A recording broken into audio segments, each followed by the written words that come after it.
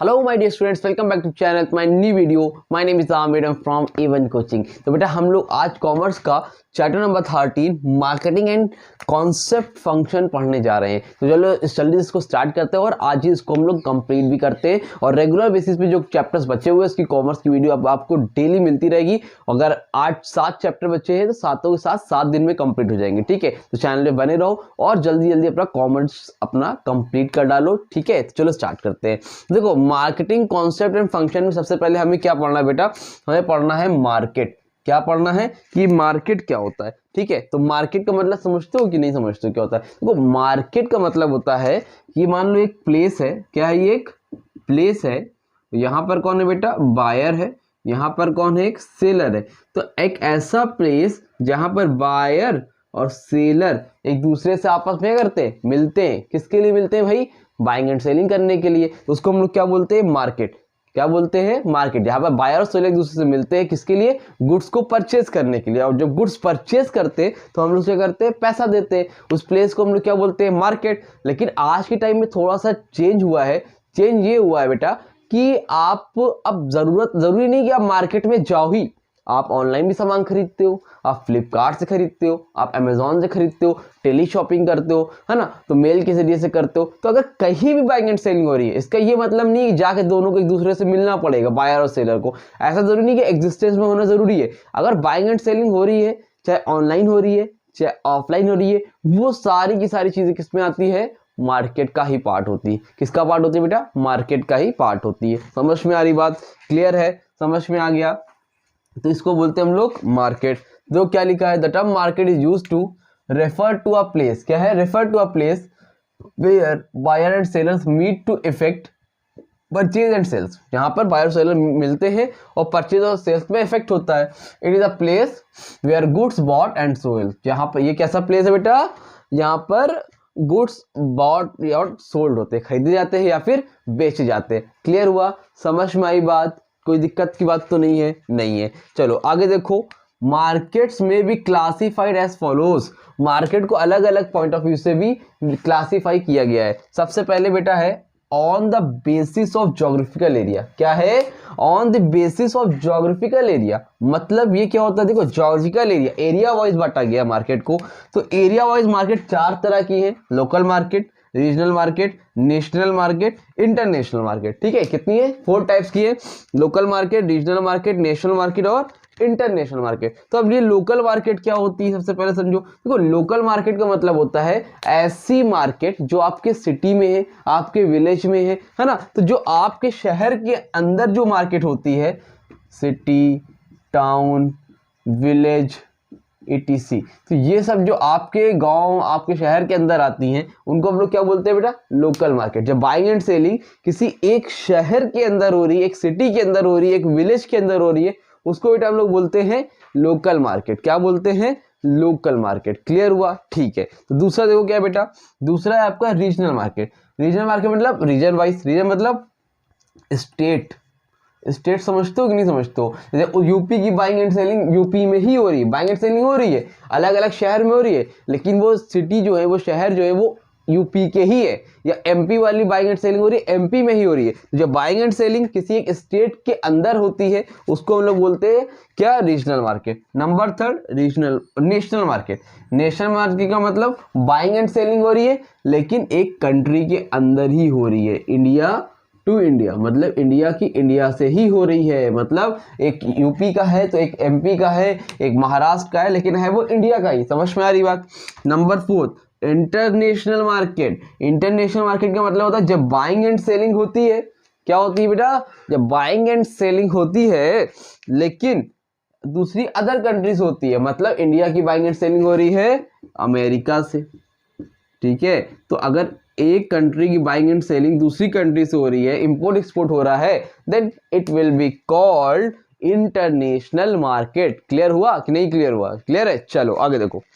अब देखो, बुक से एक बार सब लोग रीड कर देना, नहीं तो मैं मार्क लगा के आपको टेलीग्राम चैनल पे लगा दूंगा, उतना ही पढ़ के जाना। It will be sufficient for you. ठीक है, और इंपॉर्टेंट क्वेश्चन भी बता दूंगा। लास्ट ईयर मैंने बताए हुए हैं, लेकिन इस बार फिर से मैं अपलोड करूंगा सबके लिए। ठीक, टेंशन मत लो ना। On the basis of volume of business.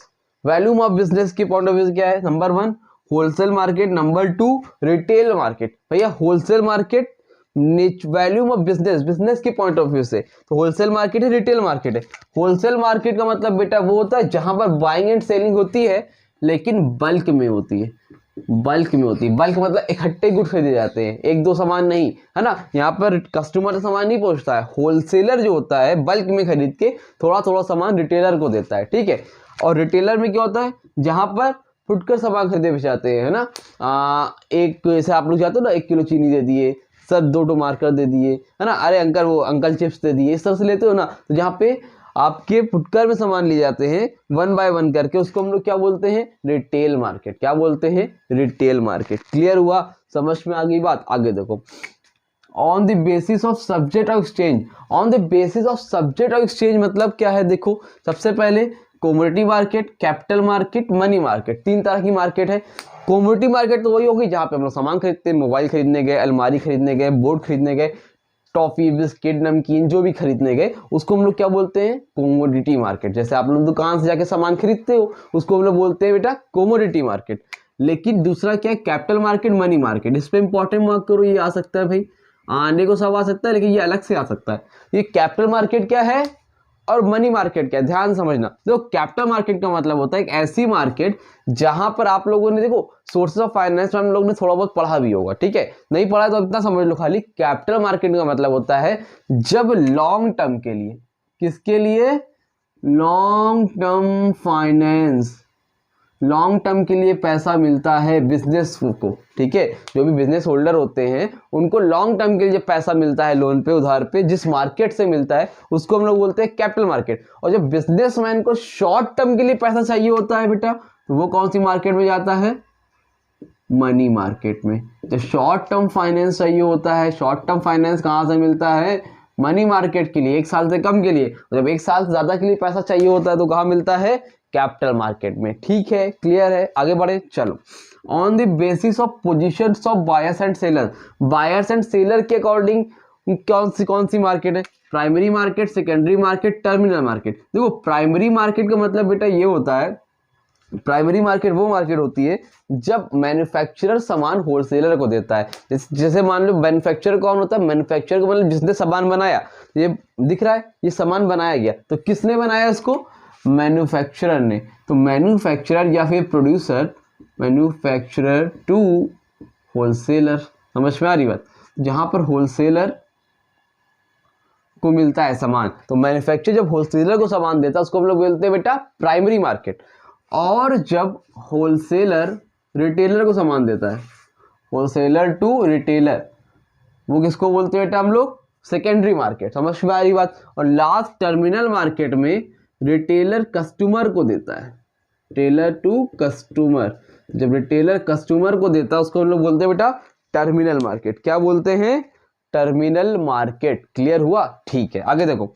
On the basis of nature of transaction, transaction के बेसिस पे 2 तरह की मार्केट है, एक स्पॉट मार्केट, एक है फ्यूचर मार्केट। अब देखो मैं गया दुकान में, मैंने बोला 2 मार्कर दे दिए, एक ब्लैक दे दीजिए और एक ब्लू दे दीजिए। अच्छा, दुकानदार ने मुझे दे दिया, मैंने उसकी पेमेंट कर दी, इसको हम लोग क्या बोलेंगे, स्पॉट मार्केट। फिर से समझो, मार्केट में गए, मार्कर खरीदा, उनको पेमेंट करी, उसको क्या बोलते हैं, स्पॉट मार्केट। मतलब जहां पर फिजिकल ट्रांसफर हो रहा है, फिजिकल ट्रांसफर हो रहा है, जहां पर इमीडिएट पेमेंट हो रही है, उसको हम लोग क्या बोलते हैं, स्पॉट मार्केट। अब देखो डिफरेंस देखो, फ्यूचर मार्केट का मतलब क्या है, फ्यूचर मार्केट का मतलब ये है कि भाई मान लो मुझे काम है मार्कर का, या फिर कोई और भी चीज ले लो, शादी पड़ी किसी आपके घर में, तो आपने ऑर्डर दे दिया, आपने बोला भाई ये काम, ये इतने सामान मुझे 2 महीने बाद चाहिए, ठीक है, अभी नहीं चाहिए, कब चाहिए, 2 महीने बाद चाहिए। तो आफ्टर 2 मंथ्स आपको प्रोडक्ट चाहिए। आपने डील कब कर ली, आज के दिन में कर ली, चल रहा है दिसंबर,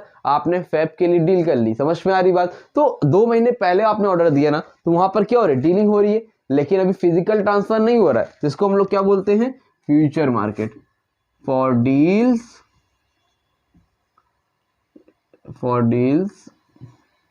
टू फ्यूचर। ठीक है, आगे देखो। On the basis of nature of goods, nature of goods के बेसिस पे क्या है बेटा, सबसे पहली market consumer market and second is producer market. देखो कंज्यूमर मार्केट क्या है, प्रोड्यूसर मार्केट क्या है। देखो कंज्यूमर मार्केट का मतलब बेटा ये होता है वो गुड्स जो कंज्यूमर खरीद के कंज्यूम करता है।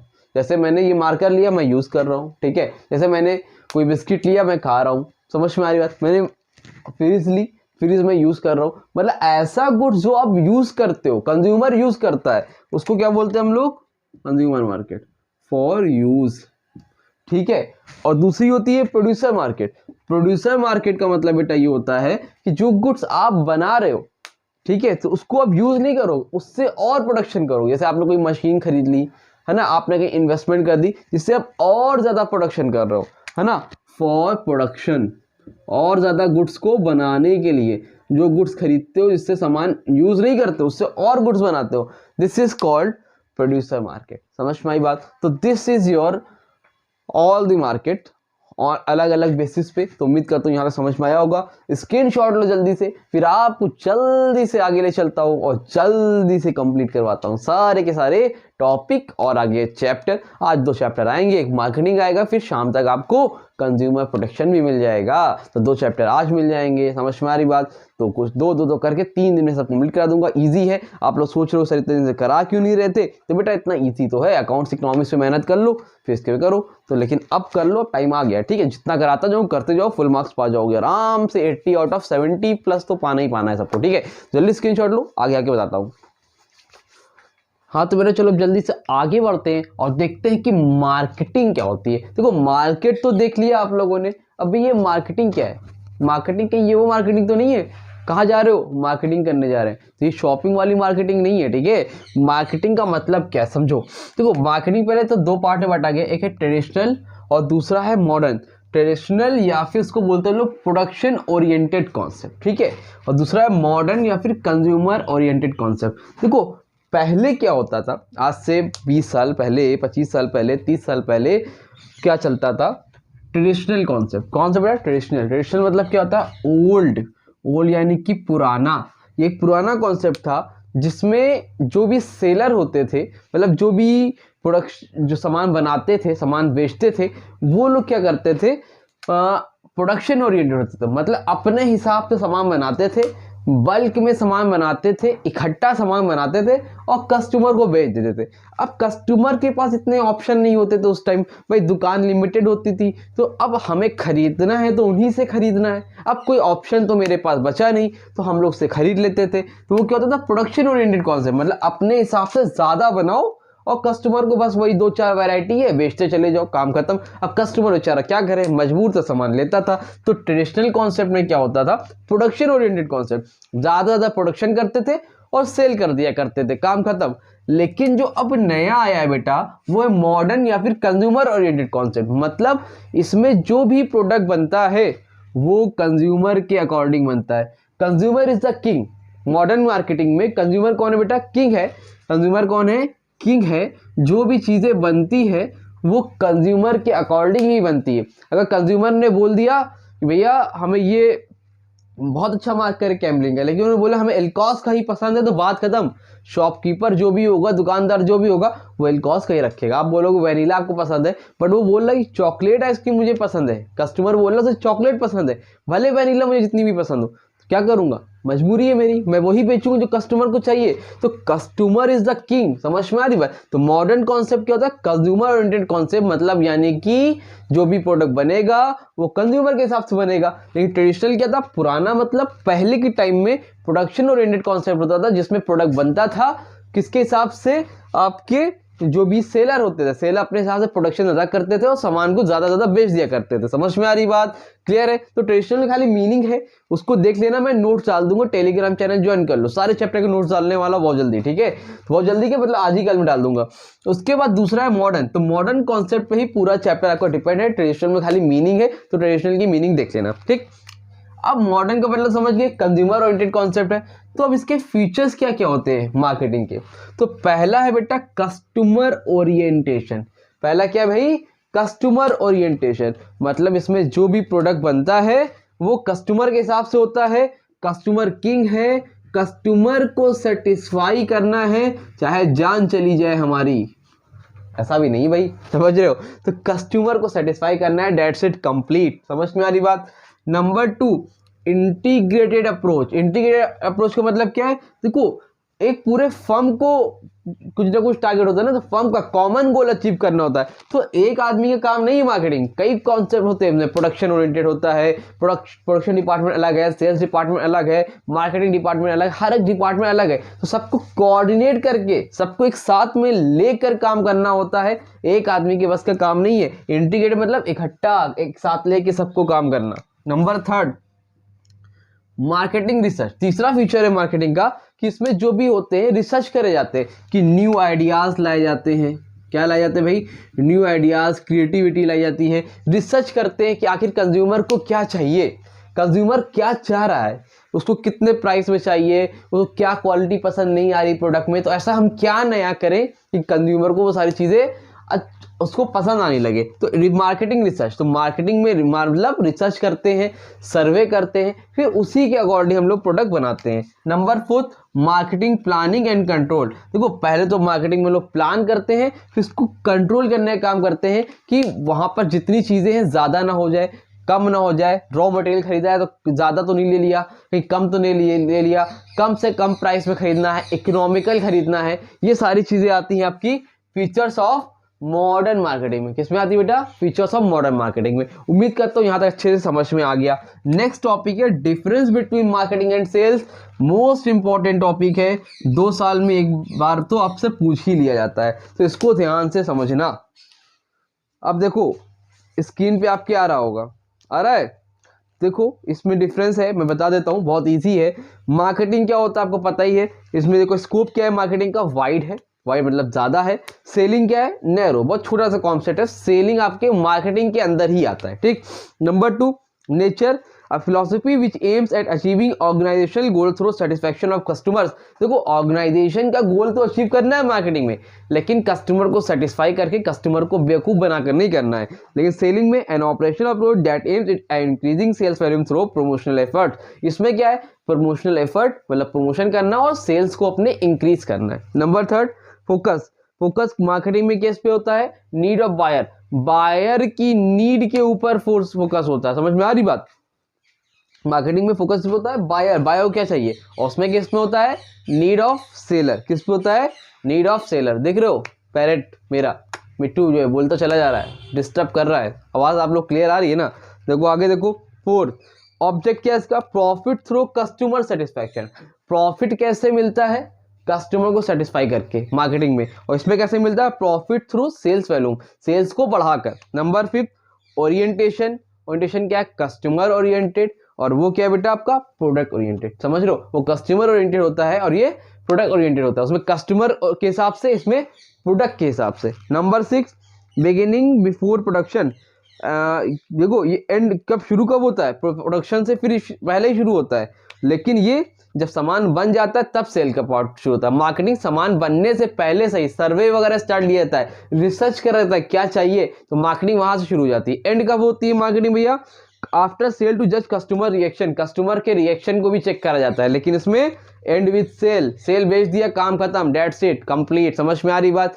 क्लियर है यहाँ तक कि नहीं? हाँ कि ना? उम्मीद करता हूँ यहाँ तक अच्छे से आपको क्लियर हो गया होगा। हाँ भाई, हाँ तो देखो भैया, उसको चुप कराने गया तो चुप हो गया, ठीक है। अब देखो फिर नहीं बोलेगा, मेरी आवाज सुनेगा तो फिर बोलेगा, ठीक है। बहरहाल चलो आगे देखते हैं हम लोग ऑब्जेक्टिव्स ऑफ मार्केटिंग। मार्केटिंग के ऑब्जेक्टिव्स क्या क्या होते हैं, ठीक है भाई।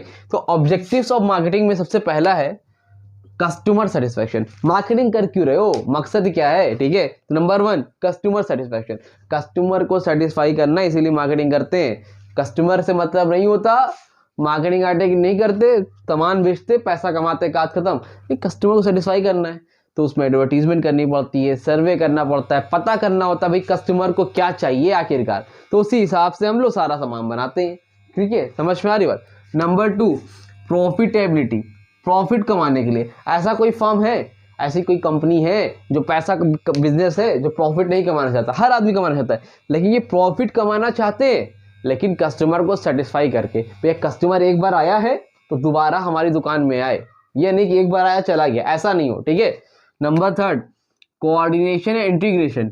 कोऑर्डिनेशन वाले सोचते हो ना, आपके एम्प्लॉइज हैं, जूनियर्स हैं, सीनियर्स हैं, तो सबके बीच में कोऑर्डिनेशन बना के रखना, ताकि सब लोग हार्मोनी मतलब होता है था प्रिंसिपल ऑफ मैनेजमेंट। हार्मोनी मतलब क्या होता है? एकता, एक साथ हाँ, उसमें लड़ाई झगड़े नहीं हो, सबको एक साथ में लेकर चलना है, उसको क्या बोलते हैं हम लोग, कोऑर्डिनेशन। ये भी मार्केटिंग का काम होता है।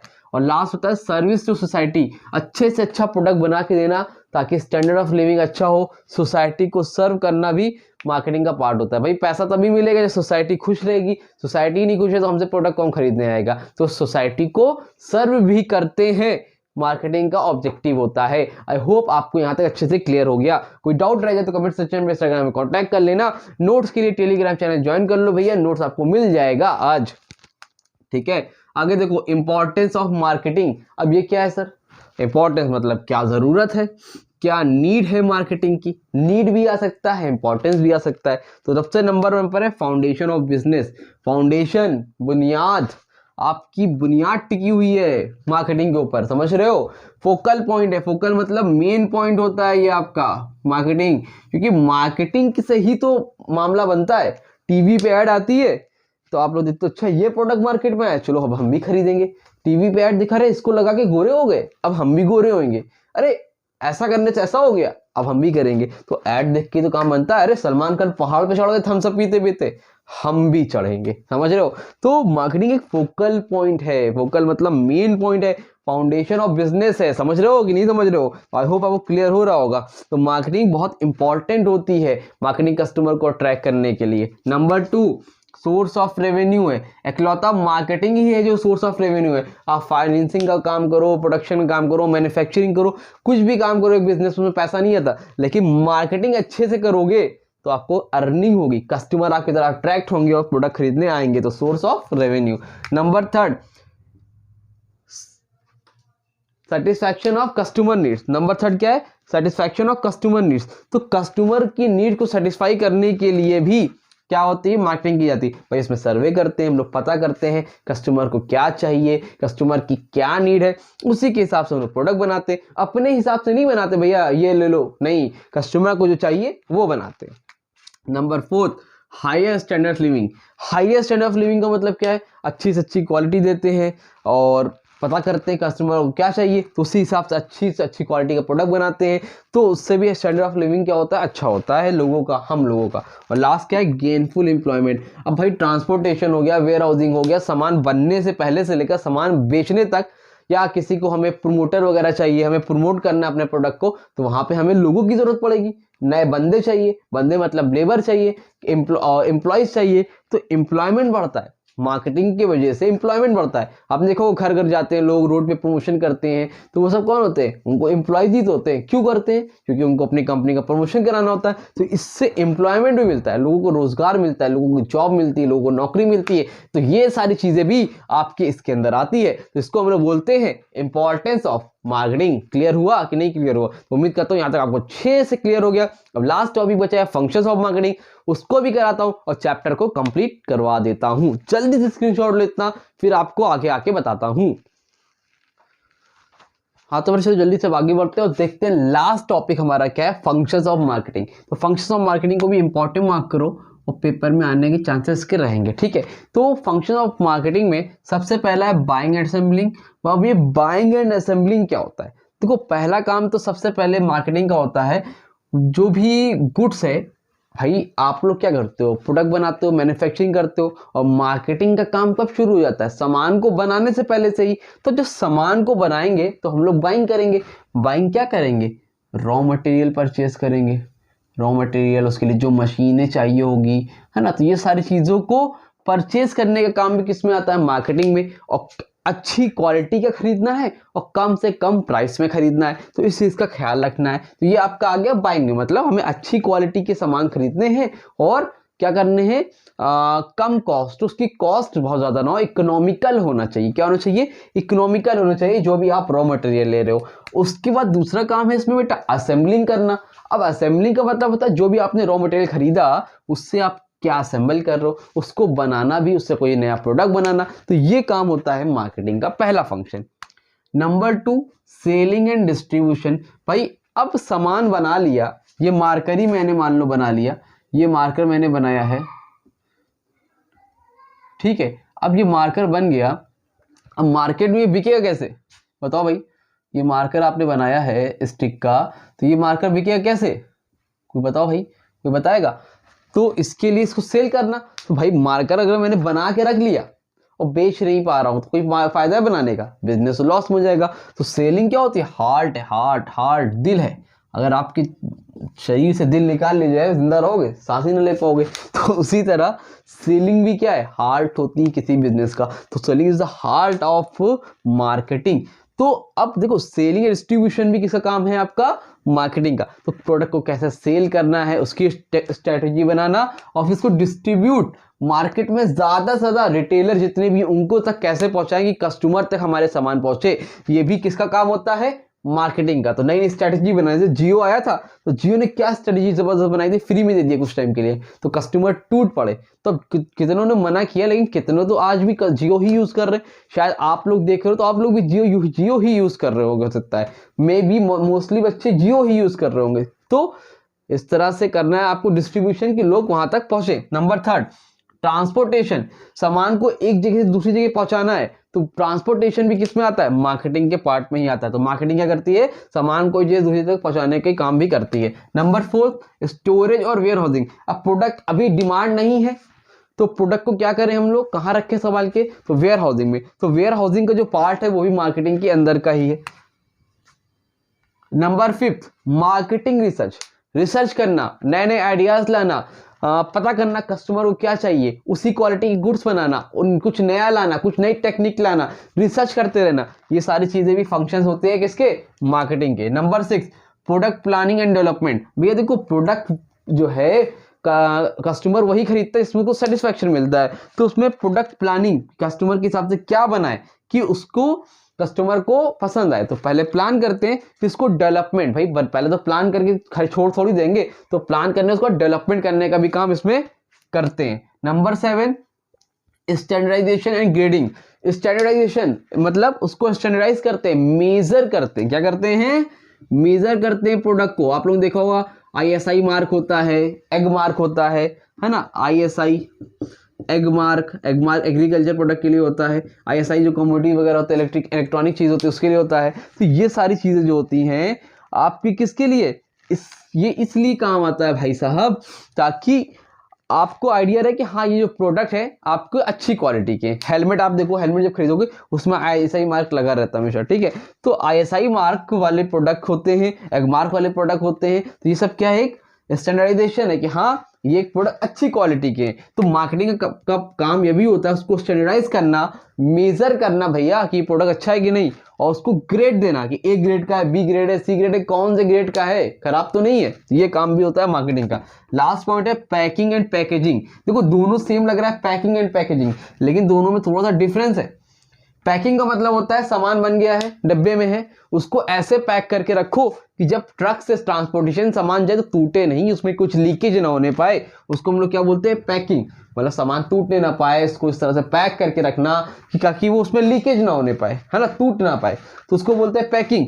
और पैकेजिंग का मतलब होता है प्रोडक्ट जो भी है उसको इस तरह से पैक करना। जब गुड डे बिस्किट की पैकिंग देखा है, पार्ले की देखा है, तो दिखने में थोड़ा सा अट्रैक्ट लगे, हर चीज की पैकेजिंग होती है, उसको हम लोग क्या बोलते हैं, पैकेजिंग। ऊपर से उसको इस तरह से दिखाना कि अट्रैक्टिव लगे, है ना, उसको हम लोग क्या बोलते हैं, पैकेजिंग। और जो टूटे फूटे नहीं उसके लिए उसको क्या बोलते हैं हम लोग, पैकिंग। तो ये काम भी किसका होता है, मार्केटिंग का ही होता है। आपके बुक में आई थिंक 11-12 दिए हैं, बट 8 आपके लिए इनफ है। और 8 में भी एक चीज लिख लेना, यहाँ पे ये 2 और ये 2 और ये 4 अलग अलग से भी आ सकते हैं। तो लिख लो किसमें किसमें क्या क्या आ सकता है, ठीक है, लिख दे रहा हूं मैं, एक सेकेंड रुकना बस। ये 2 पार्ट आता है आपका फंक्शंस ऑफ एक्सचेंज में, फंक्शंस ऑफ एक्सचेंज, ठीक है। ये पार्ट आता है आपका बेटा functions of physical supply, functions of physical supply. और ये आता है फैसिलिटेटिंग फंक्शन, फैसिलिटेटिंग फंक्शंस। तो अगर आपसे खाली फैसिलिटेटिंग फंक्शंस पूछे तो ये लिखना, फंक्शन ऑफ फिजिकल सप्लाई पूछे तो ये लिखना, फंक्शन ऑफ एक्सचेंज पूछे तो ये लिखना, और अगर आपसे कुछ भी बोले खाली फंक्शन ऑफ मार्केटिंग लिखो तो कुछ भी लिख देना, 4-5 जो भी पूछेगा। समझ में आई बात? क्लियर है? उम्मीद करता हूँ क्लियर हो गया होगा। स्क्रीनशॉट लेना है ले लो, चैप्टर कंप्लीट हो गया। देखा कितनी जल्दी कंप्लीट हुआ। तो अब आप लोग का काम है कि आज इस चैप्टर को खत्म करोगे और मुझे कमेंट सेक्शन में कमेंट करके बताओगे जस्ट सर मैंने कंप्लीट कर लिया। जैसे ही बताओगे, अगर जैसे ही 10 लोग के कमेंट आए कि हाँ सर मेरा चैप्टर कंप्लीट हो गया, कल आपको कंज्यूमर प्रोटेक्शन की वीडियो मिल जाएगी। It's my guarantee. पहले आप कमेंट करो और बताओ कि हाँ सर हो गया। तो जितना कराऊं उतना करो। 90 कम से कम हमें कॉमर्स पे लाना है। अगर अल्लाह ना करे, खुदा ना करे, भगवान ना करे कभी ऐसा हो जाए कि आपके मार्क्स अकाउंट का पेपर ना अच्छा हुआ तो कॉमर्स से कवर हो जाए। ठीक है, वैसे ऐसा होगा नहीं बट बाई चांस मान लो तब भी। ठीक है, तो इसलिए हमें कॉमर्स इकोनॉमिक्स में बहुत आगे तक जाना है और कॉमर्स सबसे हल्का है तो कॉमर्स को गेन करो। ठीक है, तो उम्मीद करता हूँ यहाँ अच्छा लगा होगा, समझ में आया होगा। तब भी कोई डाउट रह गया तो कमेंट सेक्शन में कॉन्टैक्ट कर लेना। मिलते हैं न्यू वीडियो में, तब तक के लिए थैंक यू सो मच।